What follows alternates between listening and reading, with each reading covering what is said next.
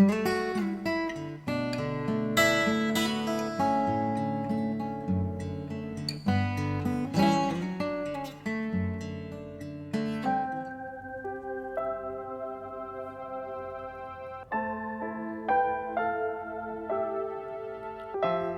saya tahu sebuah destiny yang Tuhan taruh dalam hidup saya, waktu saya tahu ada sebuah perkenanan Tuhan, waktu saya tahu ada sebuah kecapi Tuhan dalam hidup saya, dan saya mulai menikmati apa yang Tuhan beri. Tapi tanpa saya sadar, sesungguhnya saya mulai menghilangkan itu semua. Waktu di tengah Tuhan bawa saya sedemikian rupa, saya boleh melayani. Bahkan kalau saya lihat paspor saya sudah keliling hampir berapa negara di dunia. Dan saya keliling Indonesia. Dan saya pikir itu sudah destiny yang Tuhan beri paling baik dalam hidup saya. Dan hari itu saya menikmati semua kebaikan Tuhan. Tapi tanpa sadar, tiba-tiba hati saya mulai berpaling. Dan hati saya mulai berubah. Saya coba menukarkan semua kecapi yang Tuhan taruh. Ada kecapi anugerah, ada kecapi cinta, ada kecapi perkenanan Tuhan. Dan hari itu satu-satu saya mulai tukarkan dengan semua yang dunia tawarkan dalam hidup saya. Dengan semua dunia yang sajikan dalam hidup saya. Saya mulai menyukai yang namanya sebuah pujian dari manusia.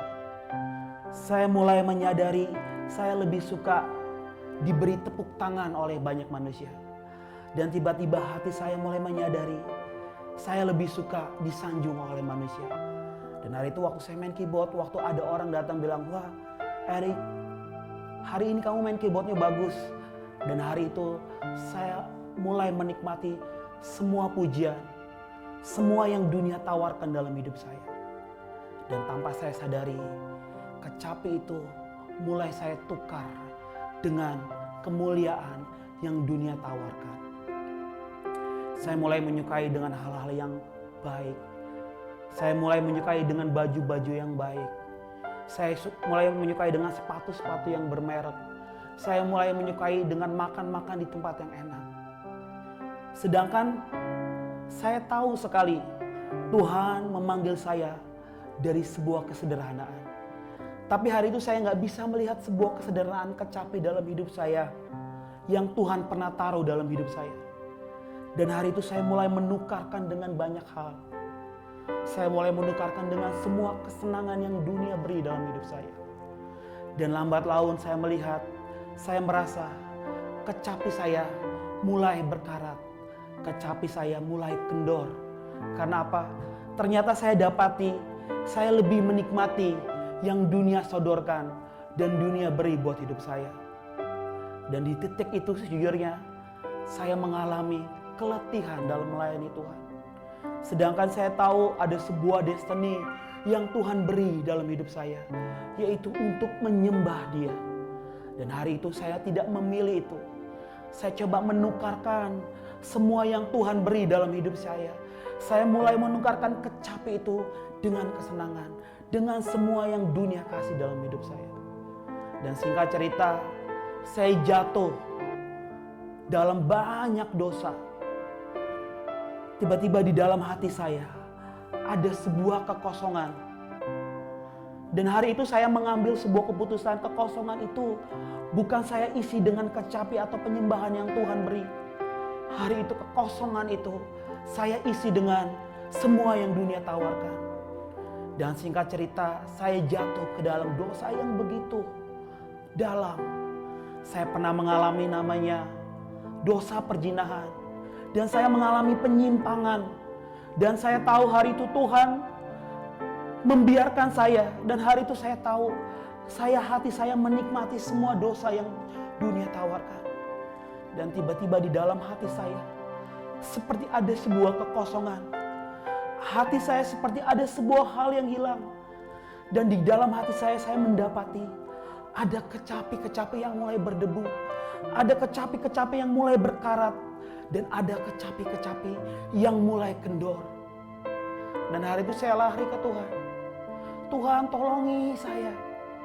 Karena saya tahu destiny Tuhan buat hidup saya adalah penyembah. Sebab Tuhan pernah bilang seperti ini di dalam hidup saya.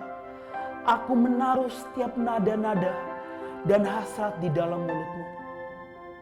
Dan singkat cerita, saya mulai lari sama Tuhan. Saya lari dan saya kejar Tuhan. Dan hari itu saya nggak ketemu Tuhan. Karena begitu kotor, karena begitu kecapi itu berkarat di dalam hidup saya.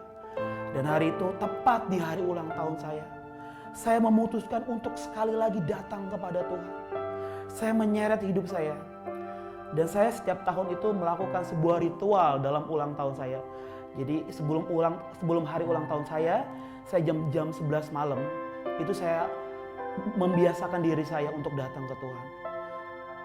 Dan hari itu jam 11 malam sebelum hari ulang tahun saya nyembah, saya pakai jubah. Dan hari itu saya cuma main keyboard, saya cuma bilang di hati saya, Tuhan, tolongi aku supaya aku mengerti artinya menyembah. Dan ada sebuah lagu, dan lagu itu sangat sekali kuat di hati saya. Lagu itu seperti ini. Beriku hati. Sambil saya menangis di hadirat Tuhan, saya katakan, untuk menyembah. Dengan hati yang sungguh-sungguh saya bilang, Tuhan tolong beri aku hati. Beriku hati untuk mengasihimu. Tolongi aku ya Tuhan. Beriku hati memujimu dan mengasihi Engkau seperti wanita yang datang mengurapimu. Dan hari itu saya lihat hidup saya seperti seorang wanita. Saya coba melacur diri saya dengan semua yang dunia tawarkan. Dan hari itu saya menjerit sama Tuhan. Tuhan, taruh lagi kecapi penyembahan itu di dalam hidupku. Dan singkat cerita, waktu saya doa, hadirat Tuhan begitu sangat kuat. Tuhan menjamah saya di kamar waktu saya main keyboard. Tiba-tiba saya sadar ada 2 orang datang di kamar saya. Di roh saya tahu itu siapa. Dan hari itu saya tahu sekali, hari itu yang datang ialah Yesus dan Maria Magdalena, yaitu seorang pelacur yang Tuhan kasihi. Dan hari itu saya nangis. Waktu saya nangis, saya nyembah, dan tiba-tiba saya tertidur. Paginya saya bangun dan saya mulai baca Alkitab. Dan saya baca tentang kisah seorang pelacur yang tiba-tiba Tuhan angkat menjadi penyembah. Hari itu saya baca di Alkitab, ada seorang pelacur yang datang kepada Tuhan. Yang tiba-tiba dia memberanikan dirinya. Bahkan dia menyekah kakinya dengan minyak narwastu.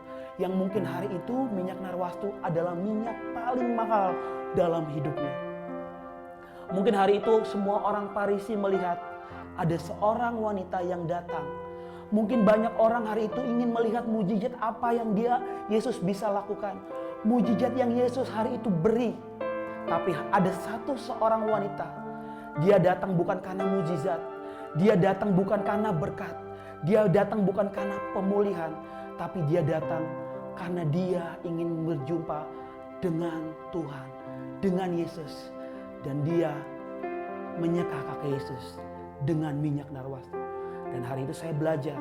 Tiba-tiba Tuhan ngomong seperti itu. Nah, penyembahan, destiny penyembahanmu, destiny penyembahan yang kekal sampai di surga ialah penyembahan seperti seorang wanita Maria Magdalena. Dan dikatakan seperti ini, waktu engkau ada di tataku, waktu engkau ada di surga, dibilang seperti ini, ialah penyembahan seperti wanita ini. Dia cuma mengingini aku, dia cuma ingin pribadi aku. Dan hari itu aku tahu destiniku adalah destiny yang akan menyembah sampai ke tatanya Tuhan. Aku gak akan pernah lihat lagi mukjizat. Aku gak akan lagi lihat pertolongan Tuhan. Yang aku lihat, aku ingin menyembah dan mengingini Tuhan. Dan itulah destiny penyembah. Sebab saya percaya setiap kita dipanggil untuk menjadi penyembah yang menyembah Tuhan dalam roh dan kebenaran.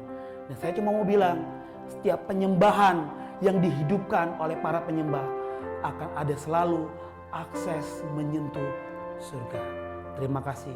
Tuhan Yesus memberkati.